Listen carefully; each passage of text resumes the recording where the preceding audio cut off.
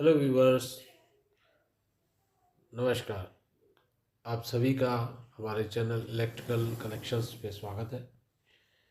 मैं हूँ अथर हुसैन।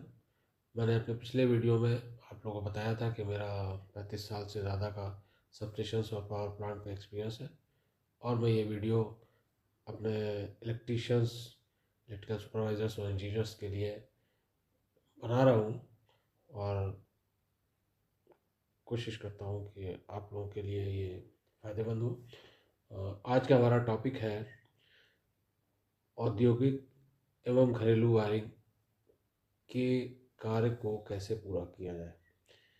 उसके लिए जो स्टेप्स हैं वो हम आगे आपको बताएंगे। और ये वीडियो हमने बनाई है कि जो इलेक्ट्रीशियंस और इलेक्ट्रिकल सुपरवाइजर्स डोमेस्टिक वायरिंग या इंडस्ट्रियल वायरिंग का कोई काम लेना चाहे तो उसे किस तरीके से कंप्लीट करेंगे, वो सारे स्टेप्स हम कवर करेंगे। आज के वीडियो में हमने कुछ पार्ट उसका कवर किया है। आगे का जो टेक्निकल पार्ट है वो आने वाली वीडियो में कवर करेंगे, और आपको पूरी नॉलेज देंगे कि आप उन वीडियोस को देखने के बाद में एक सक्सेसफुल कॉन्ट्रैक्टर की तरह काम कर सकें।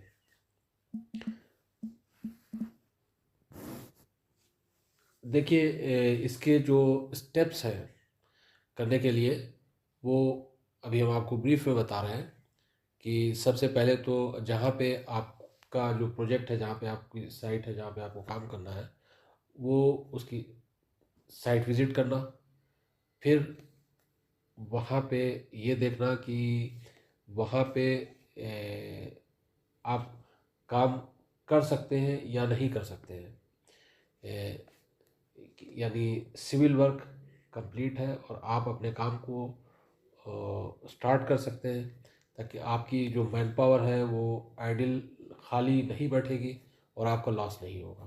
क्योंकि जब आप एज ए कॉन्ट्रैक्टर काम कर रहे हैं तो आपकी आपको ये सारी चीज़ें कंसिडर करना पड़ेंगी। अगर आप नहीं कंसिडर करेंगे, ये मैंने इसीलिए ये डिटेल दिया है कि अगर आप इन चीज़ों को देख लेंगे, पढ़ लेंगे, तो आप गलती नहीं करेंगे। और आप जब भी कोई काम लेंगे तो ये सारी चीज़ें जो है पहले से चेक कर लेंगे। ये नहीं करेंगे कि आप जल्दी से आपने जाके काम ले लिया, बाद में आपने सोचा कि अरे यहाँ पर तो ये प्रॉब्लम है, ये प्रॉब्लम है, ये प्रॉब्लम है, और जिसकी वजह से आपको लॉस होता है और बाद में फिर आप लोग परेशान होते हैं। तो साइट विजिट करने के बाद में फिर आप ये चेक करेंगे कि वहाँ, जब आप वहाँ पे पहुँचे तो आप चेक करेंगे कि आप काम स्टार्ट कर सकते हैं कि नहीं कर सकते हैं। सिविल वर्क कंप्लीट हो गया है इतना कि आप काम को स्टार्ट कर सकें। फिर उसके बाद में आप लेआउट लेंगे, लेआउट चेक करेंगे। जो आपको आपके जो क्लाइंट है, जो ओनर है प्रोजेक्ट का, उसने आपको लेआउट जो देगा वो आप लेआउट साइट पे चेक करेंगे कि जो लेआउट है उसी के हिसाब से बिल्डिंग बनाई गई है या उसमें कुछ चेंजेस किए गए हैं। आप उस लेआउट को उससे कंपेयर करेंगे। कंपेयर करने के बाद में फिर अगर सब कुछ सही है तो आप मटेरियल क्या की क्वांटिटीज़ चेक करेंगे। बिल ऑफ, जिसे कहते हैं बिल ऑफ क्वांटिटी, उसमें मटेरियल की क्वांटिटी होती है और काम की क्वांटिटी होती है। यानी कितना काम आपको वहाँ पे करना होगा, कितने पॉइंट्स होंगे, क्या क्या क्या करेंगे आप वायरिंग में, वो सारी चीज़ें जो है उसकी लिस्ट तैयार की जाती है। काम की अलग और मटेरियल की अलग, उसे कहते हैं बिल ऑफ क्वांटिटीज़।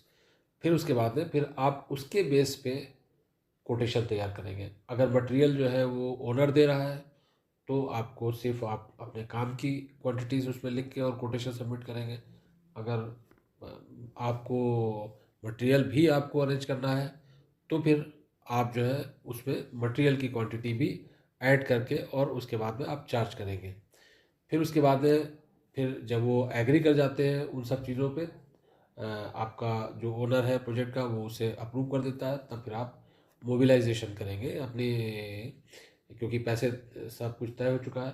तब आप मोबिलाइजेशन करेंगे। मोबिलाइजेशन कहते हैं अपने मैन पावर को वहाँ पर भेजना काम करने के लिए, अपने टूल्स भेजना, और वहाँ पे जो सहूलत की चीज़ें हैं जैसे स्टेयर्स हैं, स्कैफोल्डिंग है, वो अगर आपकी ज़िम्मेदारी है उसको आप कोटेशन में ऑलरेडी डाल चुके हैं। यहाँ पर ये स्कैफोल्डिंग यूज़ होगी या जो भी चीज़ें यूज़ होगी उसका वो आप अरेंज करेंगे तो आप उसका पहले से उसको कोटेशन में ऐड कर चुके होंगे उसका रेंट वगैरह, नहीं तो आप ओनर से कहेंगे कि आप प्रोवाइड करिए। फिर वायरिंग कंप्लीट हो जाएगी तो उसकी टेस्टिंग, उसके बाद फिर वो जो डिवाइसेस इंस्टॉल करना है, वायरिंग की टेस्टिंग के बाद में आप डिवाइसेस इंस्टॉल करेंगे, और डिवाइसेस इंस्टॉल करके और फिर उन डिवाइसेस को सारा इनर्जाइज करके फिर उसको चेक करेंगे कि हर जगह पावर आ रही है, वो सारी डिवाइसेस जो है वो फंक्शन कर रही हैं, और फिर प्रोजेक्ट हैंड ओवर होता है। तो ये तो था ब्रीफ में स्टेप्स। अब हम आपको डिटेल में बताएंगे कि साइट विजिट जब करेंगे तो कौन कौन सी चीज़ों को ऑब्जर्व करेंगे, और फिर वर्क एसेसिबिलिटी के लिए क्या क्या चेक करेंगे, और लेआउट को किस तरीके से पढ़ते हैं, ये भी आज हम ब्रीफ में बताएंगे। लेकिन जब बिल ऑफ क्वांटिटीज़ कैसे चेक करेंगे, तो यानी मटेरियल, जब मटेरियल की जो लिस्ट बनाएंगे उस टाइम हम आपको डिटेल में बताएंगे कि लेआउट को किस तरीके से पढ़ के और वो बनाया जाता है। तो और तो अब देखिए, ये साइट विजिट में अब पहली चीज़ तो ये आप कहेंगे कि साइट विजिट करते क्यों है, वो तो हम अभी आपको हमने एक आपको थोड़ा सा आइडिया दे दिया है कि हम उसको फिज़िकल चेक है साइट का कि, और उसमें हम क्या कौन कौन सी चीज़ें ऑब्जर्व करना है, ये हम आपको बताएंगे। तो सबसे पहली चीज़ तो साइट विजिट करने का जो की ज़रूरत जो होती है वो प्रोजेक्ट को समझना, कि हम पहले वहाँ पे प्रोजेक्ट को जाके समझते हैं कि एक्चुअली है क्या प्रोजेक्ट। मतलब ये डोमेस्टिक प्रोजेक्ट है या ये कोई इंडस्ट्रियल प्रोजेक्ट है, इंडस्ट्रियल प्रोजेक्ट है तो किस टाइप का प्रोजेक्ट है, या कमर्शियल प्रोजेक्ट है, कमर्शियल बिल्डिंग है, जैसे आपका वो कोई हॉस्पिटल हो सकता है, नर्सिंग होम हो सकता है। इंडस्ट्रियल प्रोजेक्ट है तो वो कोई वहाँ पे मैन्युफैक्चरिंग यूनिट हो सकता है, कोई या residential multi storey residential building भी हो सकती है इंडस्ट्रियल के अलावा। तो वहाँ पे ये सब चीज़ें प्रोजेक्ट को, और फिर उसके बाद में वो समझा जाता है वहाँ पे प्रोजेक्ट को एक किस टाइप का है, ओनर कैसा है, वहाँ पे आप कैसे इसको कंप्लीट करेंगे। फिर इसको देखते हैं जोखिम प्रबंधन, जिसे कहते हैं रिस्क मैनेजमेंट। जब आप यहाँ पे काम करेंगे तो आपकी हेल्थ को किसी तरह का कोई ख़तरा नहीं होगा।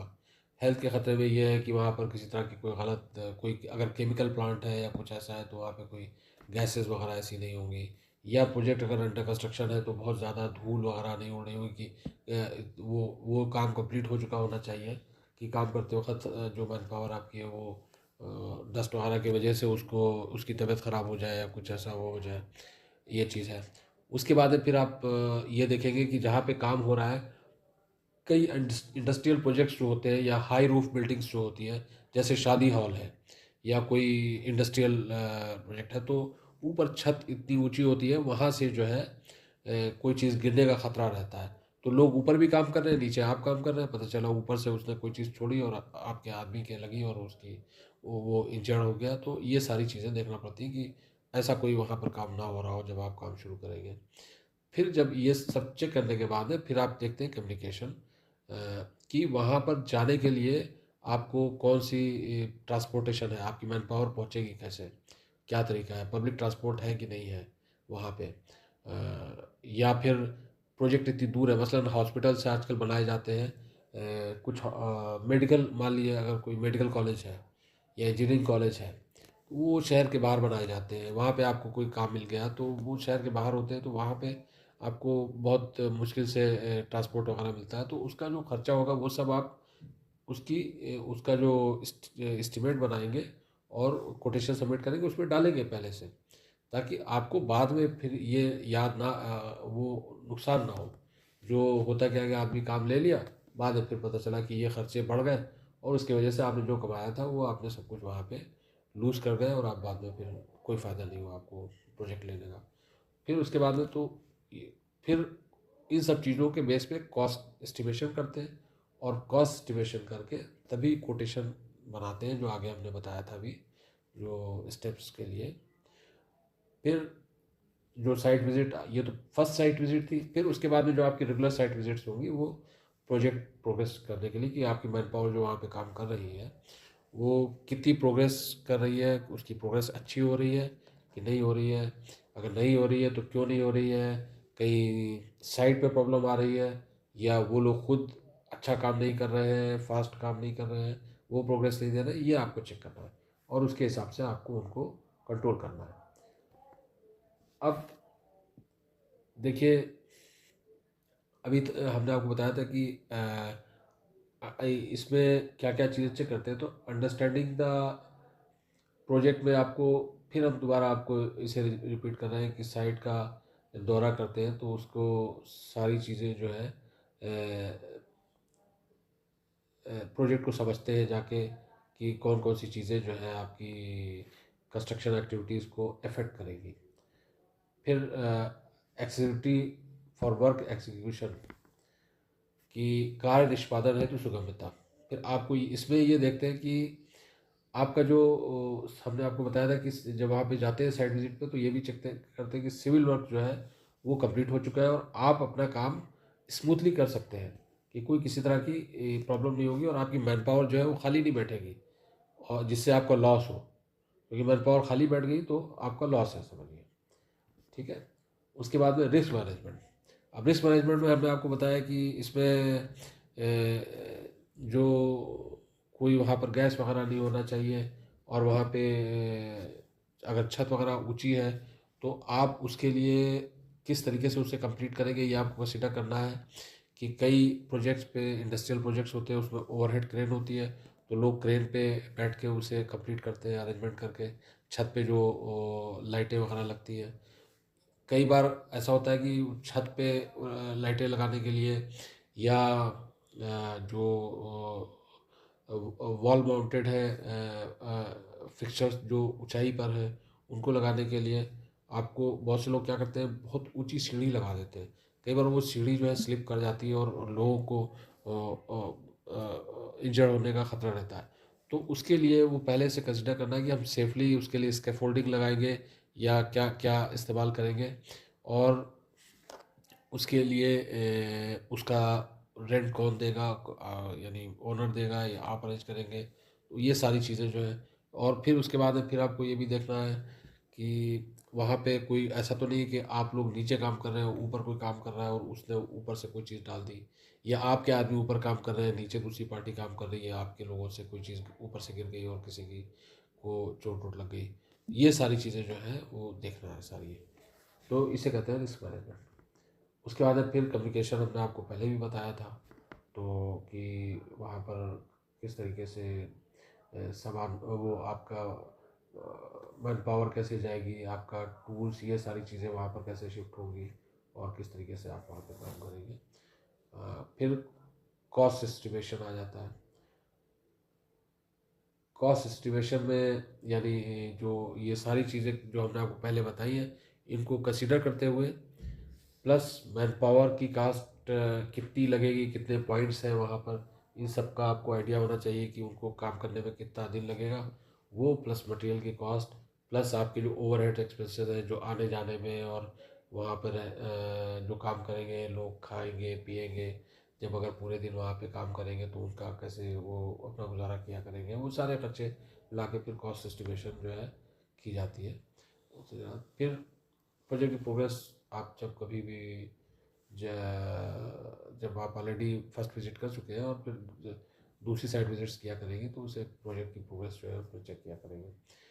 अब इसके बाद में आता है लेआउट पढ़ने का तरीका, कि आप जब वहाँ पर गए हैं तो आप लेआउट चेक करेंगे। हमने आपको बताया था कि लेआउट को जो वहाँ पे जो बिल्डिंग बनी है उससे आप कंपेयर करेंगे कि लेआउट में जो दिया हुआ है, क्या जो जो पॉइंट्स दिए हुए हैं क्यों वहाँ पे लग सकते हैं। ऐसा तो नहीं कि बिल्डिंग में कोई चेंज आया है ये या किसी तरह का, तो फिर वो लेआउट चेंज हो जाएगा और आपको जो लेआउट दिया गया है वो कुछ और दिया गया है, तो आप उसी हिसाब से जो है कॉस्टिंग करेंगे उसकी। तो वो लेआउट देखिए, हम आपको ये यहाँ पे थोड़ा सा ब्रीफ में बता रहे हैं। हमने ये लेआउट एक इसमें दिया हुआ है। इसमें देखिए, ये जैसे अब ये है, इसमें दिया हुआ है कि ये इधर एंट्रेंस है जहाँ पे ये एग्जिट लिखा हुआ है, इधर से ये एंट्रेंस भी है, और एग्जिट, ये एग्जिट लाइट अंदर की तरफ लगी हुई है कि जब आदमी अंदर है तो वो एग्जिट इसलिए लगी, बाहर की तरफ जाने के लिए एग्जिट है, लेकिन इसी जगह से अंदर की तरफ आने के लिए भी रास्ता है। अब इसमें ये बाहर एक फिक्सचर लगा हुआ है, जहाँ पे हमारा पॉइंटर है। इसकी हाइट देखिए लिखी हुई है 3500 यानी 3.5 मीटर के ऊपर ये लगेगा। इसमें जो वायरिंग होगी वो देखिए कॉपर XLP PVC यानी, और 3 कोर 2.5 mm² की केबल है। तो अ, ये इन्होंने साइज़ दिया है, कॉपर की केबल है, XLP इंस्टॉलेशन होगा उसका, उसके ऊपर PVC होगी। क्योंकि ये केबल इन्होंने दिया हुआ है एक्चुअली 25 mm² है। ये केबल बाहर से आ रही है और ये इस पैनल की मेन इन कवर है। तो ये 3 कोर 25 mm² की केबल है। ये देखिए यहाँ पे ये फोटो से लगा हुआ है। इस लाइटिंग को, जो बाहर की लाइटिंग है, एक्सटर्नल लाइटिंग, वो ऑटोमेटिकली फोटो सेल से जब इवनिंग होगी तो ये इवनिंग में ये ऑन हो जाएगी। फिर देखिए इस लाइटिंग पैनल से ये सर्किट दिया हुआ है। सर्किट 2 जो है, इस पे कुछ लाइटें हैं। अच्छा, और सर्किट 3 जो है, इस पे ये इन्होंने ये लाइटें कनेक्ट की हुई है। ये वाली जो ये ट्यूब लाइट्स हैं, ये कनेक्ट की हुई है। और तो ये लेआउट इसी तरह पढ़ा जाता है और उसे चेक किया जाता है कि किस सर्किट पे कौन से पॉइंट्स कनेक्टेड हैं। उसी वो और वो वही उसी सर्किट पे लाइटिंग पैनल में डाला जाता है, उसे कनेक्ट किया जाता है, ताकि वो ड्राइंग के मुताबिक हर चीज़ जो है की जाती है। ये देखें, ये छत में लगे हुए हैं, ये इसके रूफ में, ये भी 3.5 मीटर की हाइट है रूफ की, उस पे लगे हुए हैं। तो ये उसकी दीवारें हैं, ये खिड़की है। तो ये एक सिंपल सा लेआउट है। ये देखिए, ये एक्सटर्नल लाइट है, ये दीवार के ऊपर लगी हुई है, ये भी 3.5 mm² पे लगी हुई है। तो ये, हाँ, ये इस तरीके से लेआउट को पढ़ा जाता है। फिर आगे हम बताएंगे कि जब एस्टिमेट करते हैं तो किस तरीके से एस्टिमेट करते हैं लेआउट को पढ़ के, वो हम आपको डिटेल में बताएंगे। आज के लिए जो है इतना मेरे ख्याल से काफ़ी है। और अब हम आपको बता रहे हैं कि हम आप लोगों को कंप्लीट एक सक्सेसफुल कॉन्ट्रैक्टर की तरह ट्रेन करेंगे। उसमें सारी चीज़ें कवर होंगी, टेक्निकल और कॉमर्शियल दोनों चीज़ें। और इसके बाद में फिर जो हमारी नेक्स्ट वीडियोज़ आएंगी उसमें स्टार डेल्टा ट्रांसफार्मर और मोटर्स के ट्रांसफार्मर्स, मोटर्स का इंस्टॉलेशन, और कंट्रोल सर्किट्स कैसे बनाते हैं। क्योंकि कंट्रोल सर्किट बहुत इंपॉर्टेंट होते हैं। उसमें वो कंट्रोल सर्किट इंजीनियर्स के लिए भी बहुत इंपॉर्टेंट है और सुपरवाइजर्स के लिए बहुत इंपॉर्टेंट है ट्रबल शूटिंग करने के लिए।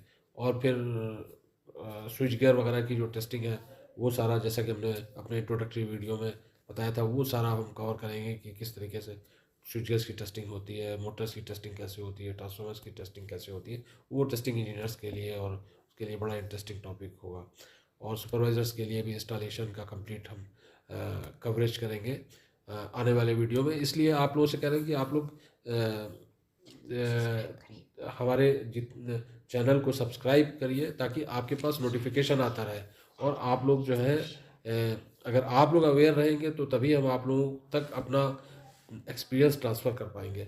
और अगर आप चेन को ब्रेक कर देंगे तो फिर जाहिर सी बात है कि हमारी जो अब बाद की वीडियोज़ आएंगी वो आपको उतना समझ में नहीं आएंगी। लेकिन अगर आप शुरू से देखेंगे तो इसमें हम बहुत कुछ कवर करेंगे। आगे सोलर पावर प्लांट्स के बारे में भी कवर करेंगे, और जो डोमेस्टिक सोलर इंस्टॉलेशन होता है वो भी कवर करेंगे, बैटरीज भी कवर करेंगे। तो आगे आपको भी बहुत मज़ा आएगा। और आपको इसमें हम जो इलेक्ट्रीशियंस हैं, सुपरवाइजर्स हैं, इवन इंजीनियर्स हैं, जो उनका टेस्टिंग से और स्विचगेयर से रिलेटेड जो वो होगा, बहुत सी चीज़ें उनके सिलेबस से रिलेटेड चीज़ें भी कवर करेंगे, कि आपको बिल्कुल क्लियर हो जाएगा। ये चीज़ें आपको किताबों में नहीं मिलेंगी, जो हम अपना एक्सपीरियंस आप लोगों को शेयर कर रहे हैं। ये चीज़ें आपको प्रैक्टिकल चीज़ें हैं और ये आपको यहीं मिलेंगी। लेकिन आपका कॉन्सेप्ट क्लियर हो जाएगा, और उससे फिर आप जब किताब खोल के पढ़ेंगे तो फिर आपको वो सारी चीज़ें समझ में आएंगी, और आप को स्टूडेंट्स को भी फ़ायदा होगा और उन लोगों को भी फ़ायदा होगा जो फील्ड में है। ये मेनली तो हम चाहते हैं कि आप लोग बिल्कुल सक्सेसफुली अपने काम को कंप्लीट करें और अ, जुड़े रहें, ताकि मुझे खुशी होगी, क्योंकि मैंने जो इतने साल में सीखा है, जिसके लिए लोगों को स्ट्रगल करना पड़ती है सीखने के लिए बहुत ज़्यादा, साइट पे, वो हम आपको ट्रांसफ़र कर सकें और आप लोग आसानी से जो है इन चीज़ों को समझ सकें। ठीक है, बहुत बहुत शुक्रिया आप लोगों का कि आप लोगों ने हमारी बात को सुनने के लिए टाइम निकाला। अगले वीडियो में आप लोगों से मुलाकात होगी इसी टॉपिक पे, लेकिन आगे के स्टेप्स पे, ताकि आप लोगों को उसके बारे में हम बता सकें जो चीज़ें रह गई हैं। Okay, thank you.